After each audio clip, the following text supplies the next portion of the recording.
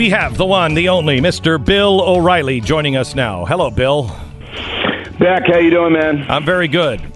CNN. Are you okay? I'm good. I was a little frustrated last night with the CNN debacle, but they are claiming that you will not come out and take a stand against those who are saying that these kids are nothing but actors. Well, I said on BillO'Reilly.com yesterday that I had to watch it because it's my job so that my listeners don't have to watch the CNN thing. But I didn't expect anything other than a very sharp pro-government point of view in the sense of controlling weapons. So, you were absolutely right when you said, okay, what did we get out of that? And we didn't get anything. We got a bunch of empty rhetoric. Not to criticize the kids. Some of the kids are sincere. Some of them are being used. I mean, it's the same thing with adults. Some adults are sincere. Some are being used. I thought it was useless to basically talk about things that are unrealistic.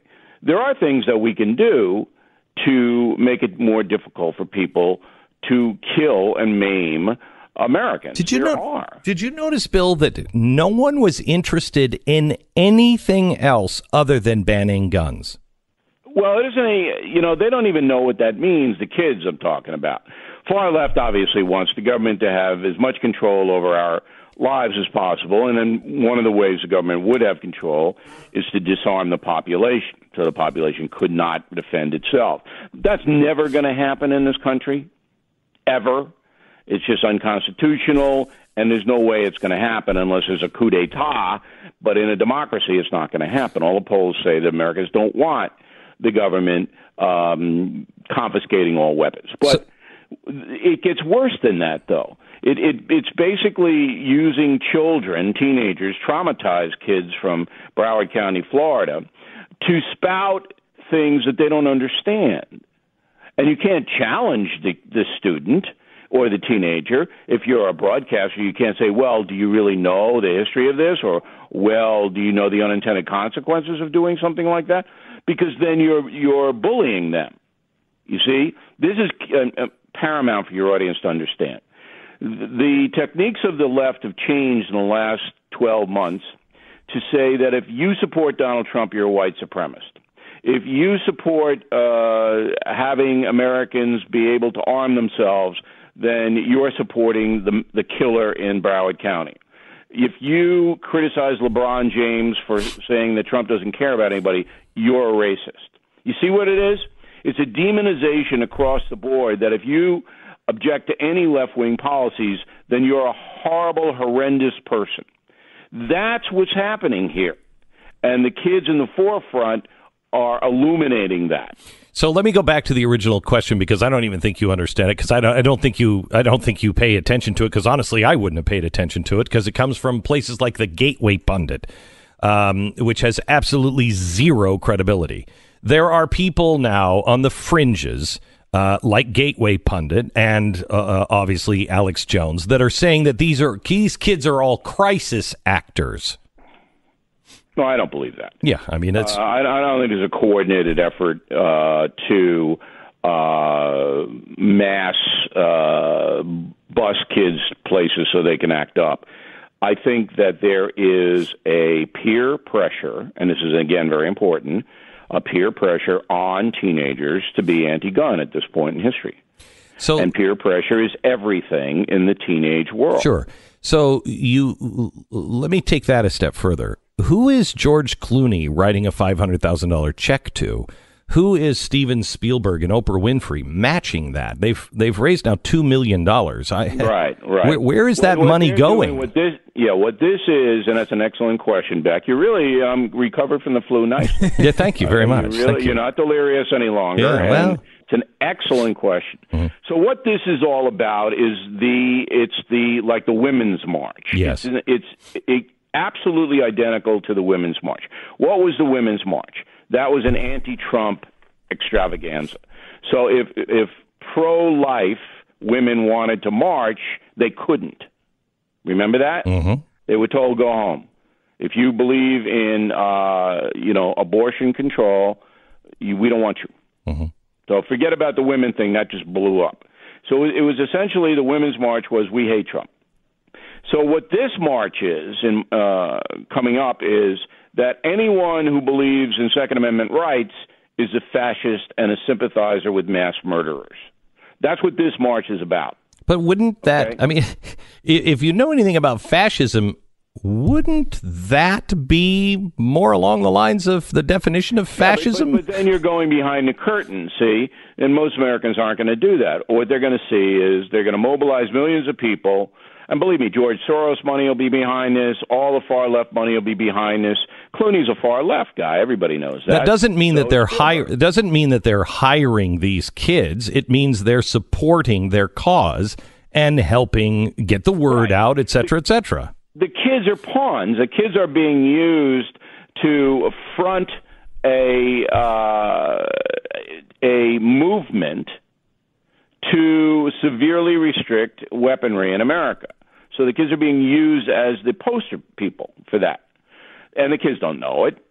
And they don't know, the complicated nature of the issue. They don't know unintended consequences. They don't know any of that. But if you said to, hey, Sidney, do you really know? And then you'd be a bully. So that's why you see no commentators on any network challenging any student who says anything. Do you think that CNN was acting responsibly last night? Well, I mean, CNN has a right to put on whatever they want, and they knew they were going to get a big audience, and they did. And CNN is fervently, word of the day, fervently liberal.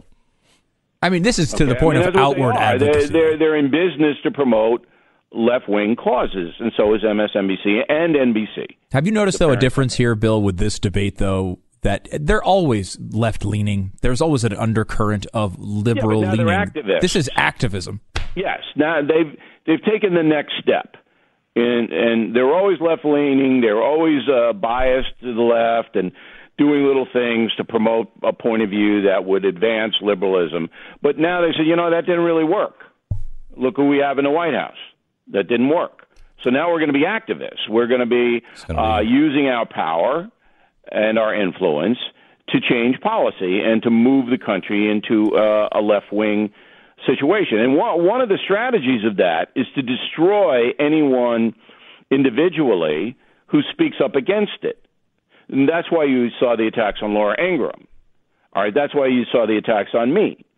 Because if you can marginalize those people, then everybody else is shut up. Do you know, and I said this on BillO'Reilly.com last night, and I was the only one that stuck up for Laura Ingraham and told America that she isn't a racist. I've known a woman for 2 decades. She's not a racist.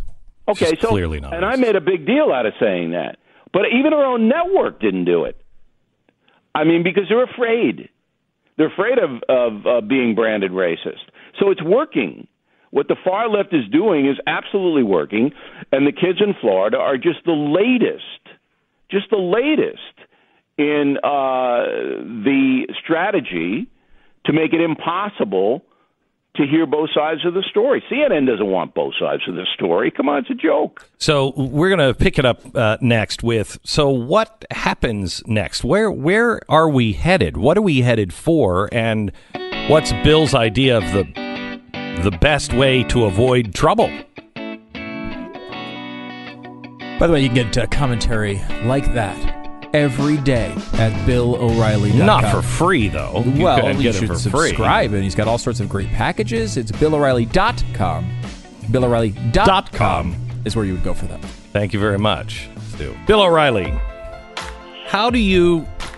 I know you don't like to do future predictions, but what are we headed for? Another couple of shootings like this, and we'll be tearing each other apart. Yeah, I think that can be avoided by legislation that concentrates on harm reduction. Harm reduction. For example, there is no reason why any American should be allowed to buy a gun under the age of 21.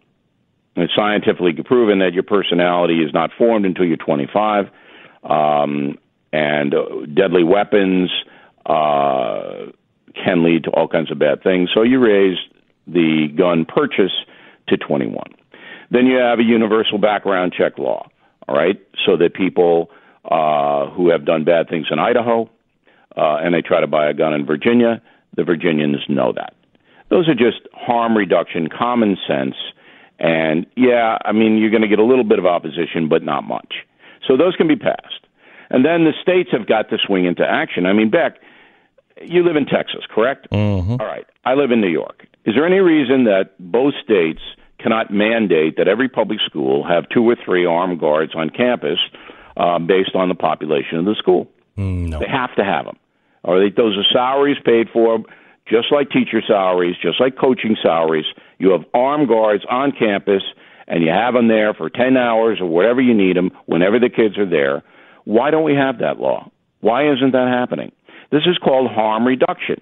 And there are very few downsides to this, okay? It's logical. And then once you do that, and particularly with the armed guards in the schools, you make it 1,000 times harder for a guy to walk in and do this kind of carnage. And so to me, I do this kind of legislative stuff, and then you're never going to stop all of these crazy massacres, ever. But you'll be able to cut them down, and you'll be able to say to the American people, we are trying. We are doing what we can do. And none of this intrudes, by the way, in the right for American adults to protect themselves. None of it intrudes. So let's do it. So there's a couple of things that I want to ask you about. First, I noticed that you didn't. That's not delving into the root of the problem. I mean, those are all good suggestions, but it's not delving into the root of the problem. It's harm reduction. There's harm reduction. Right, but reduce harm. But there is something wrong with us, Bill. There's something wrong with our society. There is a hole. There is, of course, and we have talked about it. You and I have talked about it for the last 10 months. Right. The spirit of the country is depressed and divided. And now, instead of respecting other people's opinions that differ from your own, we hate them. And this is being driven by a mass media and the Internet, which is hateful. You can't get away with it, from it. You can't get away from it.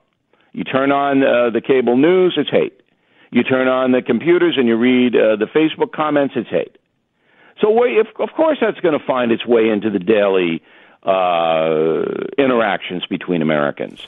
But I still believe that most people are essentially good people, reasonable people, but I think our leadership is weak, and we don't have people explaining, harm reduction. We don't have people like that. What do you think about Trump's suggestion that we arm teachers? No, I'm a former teacher. I had enough problem, persuading the urchins to pay attention, and I don't want to point a magnum at them. I don't think that's what I don't think that's what he had in mind. Right? Yeah. I see. No, teachers need to teach. Armed security personnel need to maintain order. That does seem that's not hard. That seems like the most logical thing. People keep saying this is going to be it's going to feel like you're in a police state. Do you feel like a police state when you go into a bank or when you go to an NBA game? I don't feel like I'm in the middle of a police state when I go see the Mavericks. You go through a metal detector. You don't have guns. There are armed security there to protect the people. You feel safe. Yeah, feel safe. And you're allowed to then enjoy the game or, I don't know, learn or make out for the first time. I don't know what you do in school anymore, but I don't think it's learning. Wayne LaPierre is currently speaking at CPAC, and he is on a roll. Real freedom requires protection of all of our rights. He has been talking for about 10 minutes about the socialists that are coming after all of our rights. Bill, how do you, any, off-the-cuff response to that? I think LaPierre makes the stronger points when he stays away from ideology.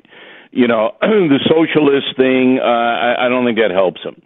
What he did in the beginning of his speech to the Conservative Political Action Conference in Maryland was effective in the sense that he said, look, the government has all these laws, okay? Well, they really don't prevent anything, do they? We have laws about sneaking into the country. Mm-hmm. How many people have snuck into the country? 20 million? All right, we have laws against opioids. You're not supposed to sell narcotics. How many people are selling narcotics? So basically the point is that, yeah, the government can say, we're going to ban all guns, but you're still going to have massacres because people aren't going to obey that law. That's strong because you can back it up with facts. You can see. And it's also, when you get into the constitutionality of it, the overwhelming force is on the side of people who want to have the ability to protect themselves. That's what the Constitution says. So if LaPierre and the NRA stay there, they win. If they go over into, the socialists are going to come in the middle of the night and take your pistol, they lose. So that's my analysis. Let me ask you this. Elk Grove Historical Society in California was going to do a mock Revolutionary War battle. And then the city found out that they were going to bring muskets. Now, every argument I have ever heard from the left says the Second Amendment meant muskets. Okay. Why is it then the city officials have said the reenactment cannot include muskets? I don't know. They have to use sticks. It's a Revolutionary War. What are they going to have, slingshots? They're using sticks. That's just politically correct nonsense. So I'd move out of that town. What is it? What'd you say? Elk Grove? Elk Grove. Yeah, we'd have to move. Let me take you to Billy Graham. Any thoughts on Billy Graham this week? Billy Graham is a great man. I think he was what we were talking about before, the disintegration of spirit in America, that our spirit is being just obliterated by all of this hatred. I think Billy Graham countered that, and that if you listen to his missions and his speeches, he was always trying to uplift. He didn't use religion as a cudgel. He didn't say, if you do this action, you're going to go to hell. It wasn't that way. He was basically saying, look, if you believe in spirituality, if you believe in a just God, that will help your life. It will give you hope. And if you live in a certain way, you will be rewarded. Those are all uplifting spiritual tenets, and he was very, very effective at doing that. I think his son Franklin Graham does that too. I've listened to Franklin Graham now, and I think he's very, very on point in trying to stop this mass hatred that we're seeing in America. Bill, CPAC is happening this weekend. Last year, they invited Milo, and we saw how that ended. This year, they have not only invited Marine Le Pen from the National Front, but they also had a panel. What was the name of that panel? It was about conservatives being silenced in social media or something, right. And it included Pamela Geller and Jim Hoff from Gateway Pundit and all these really fringy characters. They've removed Hoff. I don't know much about this. As you know, I'm not a big ideology guy. I'm not a party guy, and I'm not an ideology guy. I'm a problem solver. Well, to bring Le Pen in. Yeah, that's all an anti-immigration play. I don't know why CPAC wants to concentrate on the Muslim threat. We seem to have a pretty good policy now in this country on dealing with ISIS and the others. So I don't know why this is a continuation. There are certainly more important things to talk about. Like what? Give us something. Well, basically, the corruption. This is really a threat to our freedom, and people are not figuring this out. The corruption of the media, because the media now has turned from fact-finding, which they are not interested in at all, to trying to launch a coup to remove a sitting president. That's what's happening. You guys know that. This is a media coup. After this gun control thing calms down, which will be probably in the next 5 days or so, you know what's going to come up again? The women. The women are going to be trotted out again to get Trump marginalized, to get him out of office. That's what's going to happen. So the media now has used its vast power and its privileges under the Constitution not to inform the American public, but to try to put someone in power, whether it's a Nancy Pelosi or take someone out of power. That's what they're in business to do now. That's a huge story. And this has happened since Trump was elected, but it was before then when they tried to put Barack Obama in power and were successful. Wow, when I asked you what was really important, I assumed I was going to get a rundown of the latest deals at BillO'Reilly.com, and you did not come to the plate. Thanks for reminding me. Oh, jeez. No, we're doing really well on the website. I mean, I think people are catching on. No, Bill, you're not. We're not doing well? No, you're not doing well. I read it in the press that you and I are not doing well. We started this, and that's why Fox is doing their thing online, because it didn't work for us, and so they're going to do it. I didn't see that. I didn't see that article. I'll just send them to you. They're hysterical. Yeah, anyway. I mean, look, we're doing very well on BillO'Reilly.com. People are, marketing is the key to that, and I thank you, Stu, for recommending that, for reminding me, because people are distracted. It's hard to get to them. Mm-hmm. But all of the cable news networks know that when Donald Trump leaves the building, whatever circumstance that may be, when he leaves, cable news collapses. And we're in the forefront of giving people honest information. I believe you do that, and I do that, and I think that will prosper going forward. I think so too. Bill O'Reilly from BillO'Reilly.com. Thank you very much, Bill. I appreciate it. All right, I will talk to you soon. You bet. Thanks, guys. Bye-bye.